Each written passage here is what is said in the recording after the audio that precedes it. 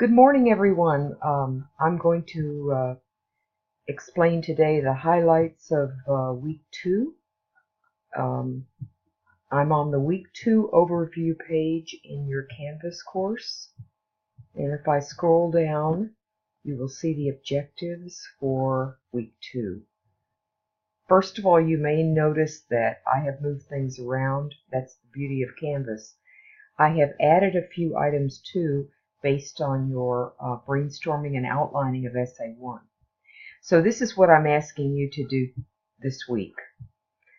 Your big assignment is to write the first draft of Essay 1, but there are a lot of instructional materials in week 2 that I want you to review based on the comments that I made on your Essay 1 brainstorming and outlining.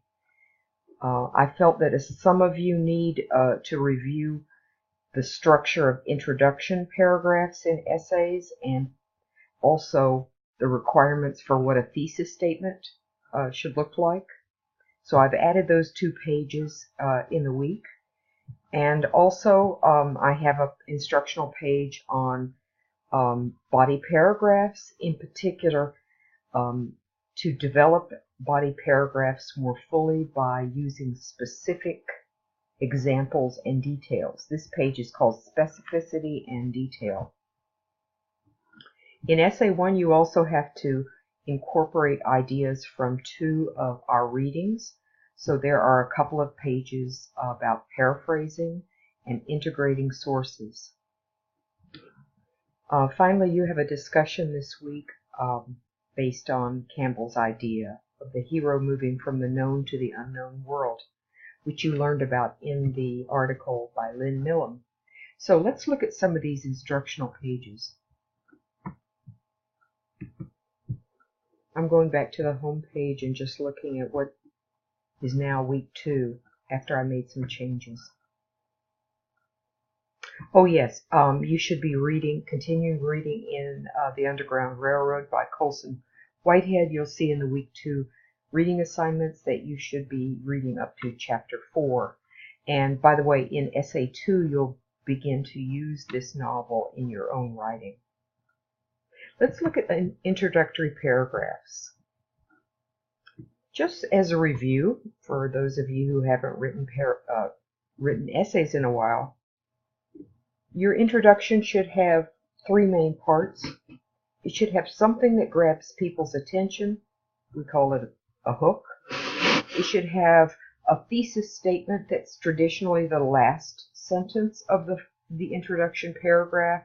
And in between the hook and the thesis, there have to be at least 2 sentences that connect the general idea of the hook with this more specific thesis statement. Here's some, from this web guide, here are some examples of things you can use as hooks. Okay, I think I got the wrong. This is not the best website, but it's okay. You can begin with an intriguing statement. You could begin with a fact or a statistic. You could begin with a rhetorical question. That's a question you don't expect somebody to answer. Like, for example, what would you do if you were suddenly homeless? Okay. It could be that you begin with a short story or an anecdote that exemplifies the topic you're talking about. So these are some traditional ways that people begin first paragraphs of essays in order to get people's attention. So these are the hooks.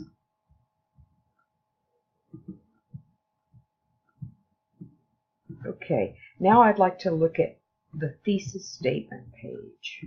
You're going to look at this in more detail, especially if I made some comments on your Essay 1 brainstorming and outline where you had some problems with your introduction or thesis. Okay, so in red you see what a thesis should be and what it should not be. A thesis should not be a statement of a fact. It should be a statement of a topic that reasonable people could debate about. In other words, reasonable people could agree or disagree with this statement. Okay? For example, homeless people in Philadelphia should be given access to food donations, public restrooms, and camping facilities because it would improve life for all inhabitants of the city. This is a debatable topic because not everybody in Philadelphia would want the homeless people to be camping in the middle of the city, right? Also, one thing I noticed is that a couple of you wanted to announce your topic. Like in this essay, I'm going to write about how incompetent Professor Flagg is. Instead, you should have a strong statement like Mrs. Flagg is an incompetent teacher. And then, of course, in the body paragraphs, you give reasons why. Please, this is just an example, okay? Don't write an essay like this. So anyway, if you had some comments from me about your thesis statement, please take some time to look at this page, okay? All right. Going back to a couple of other pages that will help you write essay 1, there is a page on paraphrasing. Oh yeah, I forgot this one especially. Supporting ideas. I guess the main difference between English 101 and maybe English 98, if you took that course before, is that in this course your essays are going to be longer. Your instructors are going to expect you to develop paragraphs more fully. And one way to do that is to include specific examples and details. Okay? So here's a page that has a PowerPoint lecture to explain that you need to be really specific with your supporting ideas. Okay? I'll show you just a couple of slides of this. I know this video is getting to be a little long, but just hang in there. Okay, so this is a PowerPoint about specificity and detail, and the main point is that you want to include specific ideas so that it shows what you're trying to explain, not just tells it. Let me jump to specific examples. If you say, for instance, that my older sister is patient, that's telling, okay? But if you give examples, you can show the examples prove that she's patient. Whenever I have a problem, she takes time to listen. That's a pretty general showing sentence.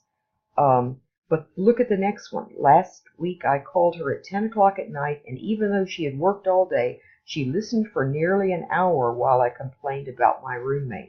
You can see that if you included very specific details and examples in your body paragraphs, they would become much more fully developed. In other words, longer. Many times students ask me, and I'm going to get out of this PowerPoint, how long should my paragraph be?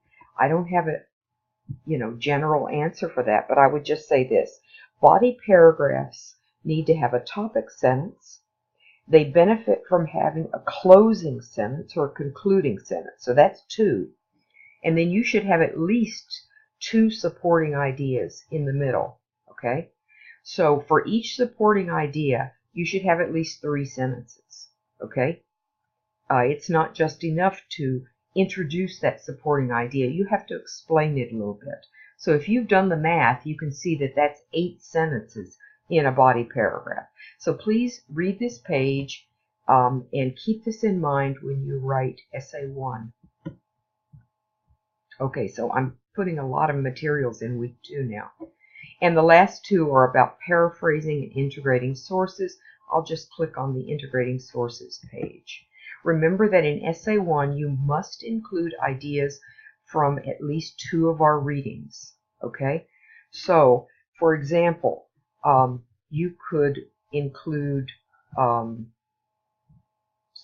this is an article we're going to read later, Slavery in the American South by the Constitutional Rights Foundation. This would be the way that you would introduce the idea from an article the first time, you'd have to include the full name of the author. Here we don't know the author. This is a website. And the full title of the source. Then on subsequent mention of this reading, I can just simply say the article. Okay? So you have to use these phrases to cite the source. So you're going to need to do this each time that you use an idea from an outside source. There's more information about using outside sources in your own writing on this page. Alright, this video is getting to be 10 minutes long. I apologize for that. If you have any questions about the week 2 work, please let me know. As I said, the main task this week is to write the draft for Essay 1. Notice that it is due on February 24th, and it is only 10 points. That's because I'm going to read over your draft and give you lots of feedback, and then the next week, in week 3, you're going to revise your draft, and it's going to be a 100-point assignment. Okay? Thanks a lot, and again, let me know if you have questions about week 2.